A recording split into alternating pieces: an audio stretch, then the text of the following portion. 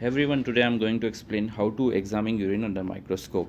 So, what are the common points in urinary examination? So, they are the frequent elements or the cellular elements may be seen in the urinary examination like RBC, WBC, mucus, epithelial cells, crystals, bacteria, and the cast. So, what are the common causes of red blood cells in the urine? The most common cause is the renal stone. Second one is the either there is some tumor in the kidney, like in which you will get painless hematuria. Third one is the most common is the some parasitic infection or some drug or stone or nephrotoxicity. Second is the white blood cells, the condition in which you will get the white blood cells in the urine. So generally white blood cells are not present in the urine. In presence of white blood cells in the urine indicate that there is something infection on the kidney, bladder or urethra. If it is involved in the kidney, we can call it as a pyelonephritis. If it is involved in the bladder, we can call it as a cystitis. Cystitis means the inflammation of bladder. If it is involved urethra, we can call it as a urethritis. So come to the next point, that is the epithelial cells. So epithelial cells are the lining of the urethra and the bladder, which is generally shed in the urine. So epithelial cells is not having too much importance in the urinary examination because they generally shed in the urine, but it's also indicate that the sample collection is not proper or there is a contamination of vaginal secretions or something epithelial cells if the patient is not instructed to collect the midstream samples. Okay, now come to the crystals and the cast, which are I am going to explain in the details, and the bacteria which is generally not present in the urine. Okay, now when we say it is a RBC, WBC, tubular epithelial cells, bacteria or cast crystal is abnormal, because we must know the normal value. So come to the high power field and the low power field. High power field is a 40x. If you are seeing more than 3 RBC in the high power field, we can call it as abnormal. There is the microscopic hematuria. Second one is the more than 5 WBC in the in the urine. 2 to 3 white blood cells in the high power field is common in the patient, but more than 5 white blood cells is always indicating some abnormality in the urine.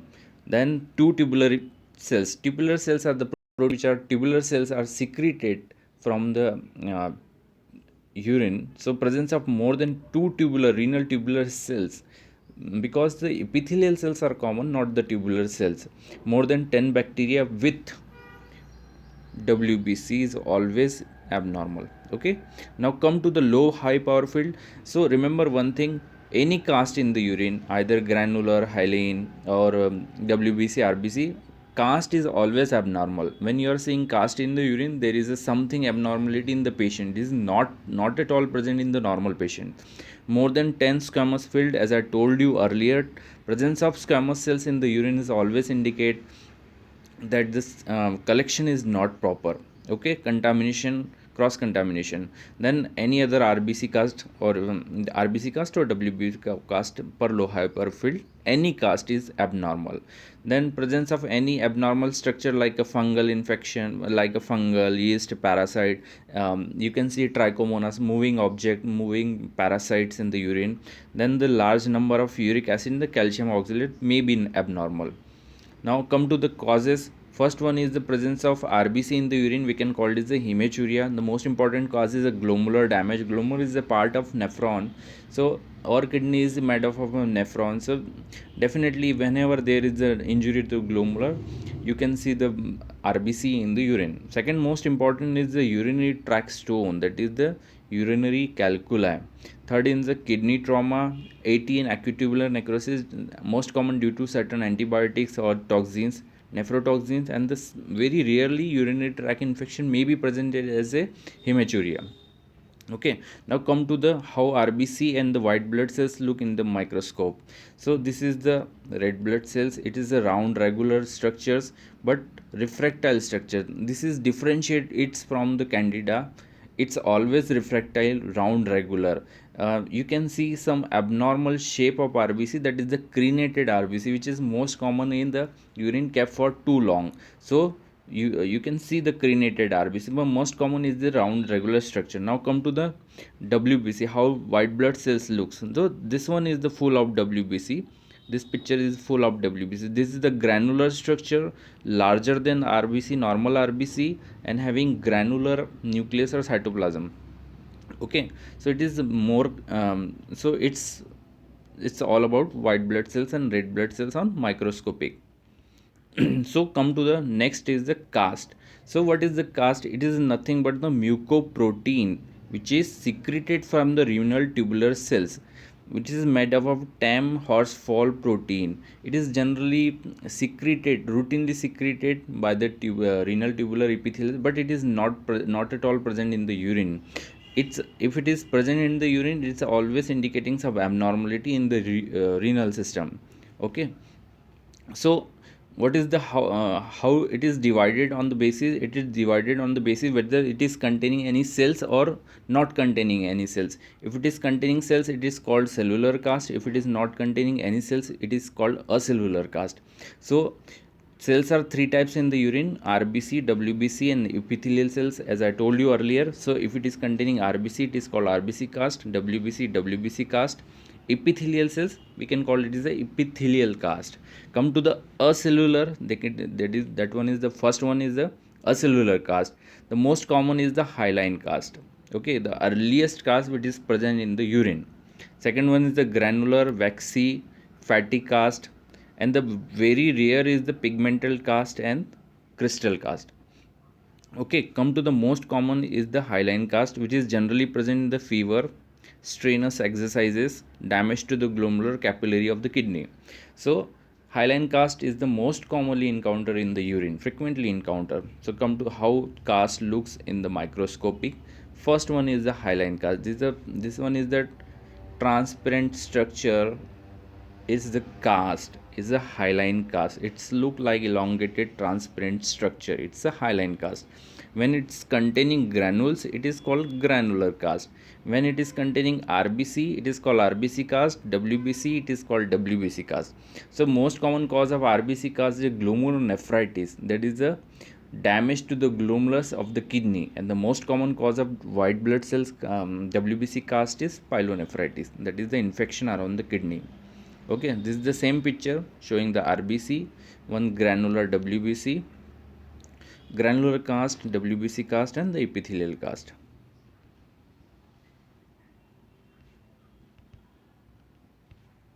Okay, now come to the crystals. How the crystals look in the on the microscopic. The crystals are divided into the normal or abnormal.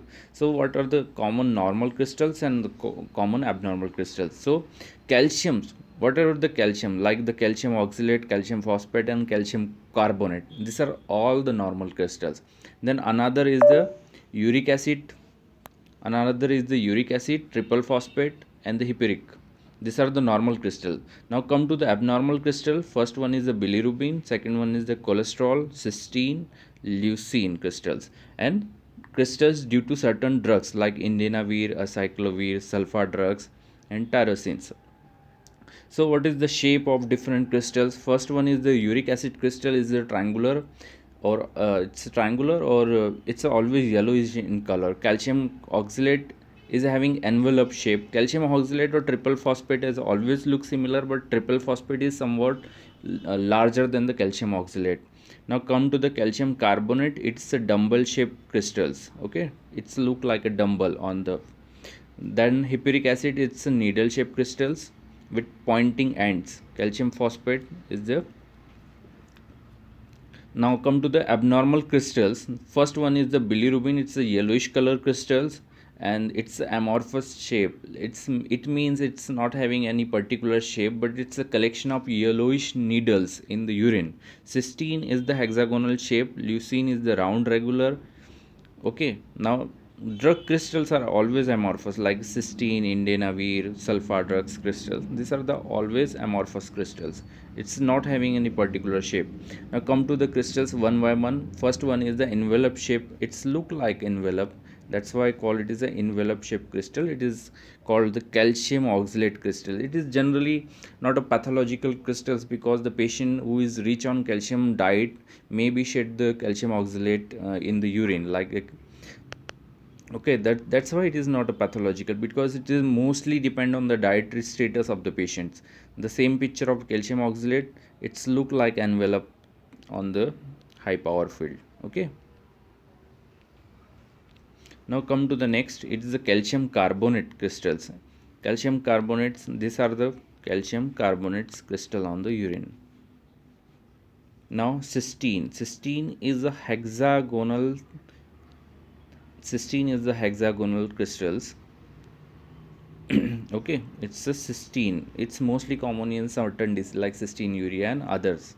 Now come to the bilirubin crystals, amorphous crystals, but the collection of fine needles, yellowish in color.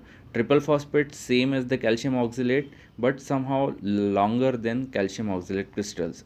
Okay, now this is the white blood cells. Again, I'm showing white blood cells in the urine, and this one is the red blood cells. This is the red blood cells.